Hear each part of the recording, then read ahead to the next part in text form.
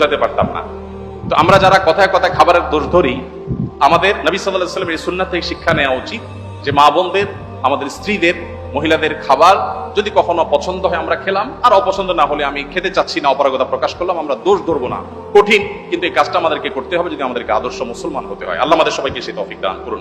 তো নবী করিম সাল্লাল্লাহু আলাইহি ওয়াসাল্লাম তিনি খাবারের কখনো দোষ ধরতেন না, আর খাবার খুব কম পরিমাণে খেতেন। অনেক সুন্নাত আমল করা যায়, এই সুন্নাতের আমলটা অনেক কঠিন। খাবারের পরে মিষ্টি খাওয়া সুন্নাত, এরকম একটা কথা আমাদের সমাজে প্রচলিত আছে, যদিও এর কোনো ভিত্তি নেই। আমরা নিজেদের প্রয়োজনে খাবারের পরে ডেজার্ট খেতে ভালো লাগে, সেজন্য আমরা হাদিস বানিয়ে নিয়েছি যে খাবারের পরে মিষ্টি খাওয়া সুন্নাত। নবী করিম সাল্লাল্লাহু আলাইহি ওয়াসাল্লাম মিষ্টান্ন পছন্দ করতেন, মিষ্টি জাতীয় খাবার তিনি পছন্দ করতেন। এর মানে এই না যে যে কোনো খাবারের পরে আলাদা করে মিষ্টির জন্য তিনি ডেজার্টের অপশন রাখার জন্য বলতেন। আগে হতে পারে, পরে হতে পারে, মাঝে হতে পারে, মিষ্টি তিনি পছন্দ করতেন, সেটা ভিন্ন কথা। বাট খাবারের পরে মিষ্টি খেতে হবে আলাদা করে, এরকম কোনো কথা কোনো হাদিস দ্বারা প্রমাণিত হয় না। তো নবী করিম সাল্লাল্লাহু আলাইহি ওয়াসাল্লাম তিনি খাবার খেতেন পরিমাণে অনেক কম। আপনারা জানেন যে তার সুস্পষ্ট হাদিস রয়েছে, নির্দেশনা রয়েছে।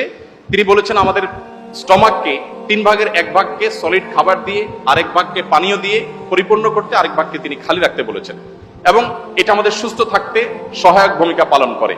নবী সাল্লাল্লাহু আলাইহি ওয়াসাল্লামের এই সুন্নাহ লাইফস্টাইলের এই সুন্নাত গুরুত্ব আজকাল আলহামদুলিল্লাহ ওয়াজ করে বোঝানোর প্রয়োজন হয় না, বরং এই সুন্নাহর গুরুত্ব আমাদের সমাজে অনেকে খুব সুন্দরভাবে বুঝতে পারেন। দেখুন, নবী করিম সাল্লাল্লাহু আলাইহি ওয়াসাল্লাম তার এই সুন্নাহ, এখন ডাক্তাররা আমাদেরকে বলেন যে পেট পুরে খাওয়া যাবে না, ওয়াটার ফাস্টিং করতে হবে, ইত্যাদি ইত্যাদি।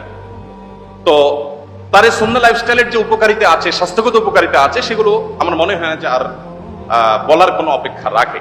নবী করিম সাল্লাল্লাহু আলাইহি ওয়াসাল্লামের এই সুন্নাহটির আমল আমরা মুসলমানদের চাইতে দুঃখজনক হলেও সত্য অমুসলমানদের মধ্যে বেশি দেখি। আমরা মুসলমানরা যতটা উদরপূর্ণ করে খেতে পছন্দ করি, বিশেষ করে বাংলাদেশের মানুষ আমরা যতটা উদরপূর্ণ করে খেতে পছন্দ করি, পৃথিবীর অনেক উন্নত দেশ আছে, সে দেশের মানুষরা আমাদের মতো এইভাবে গলা পর্যন্ত খেতে সাধারণত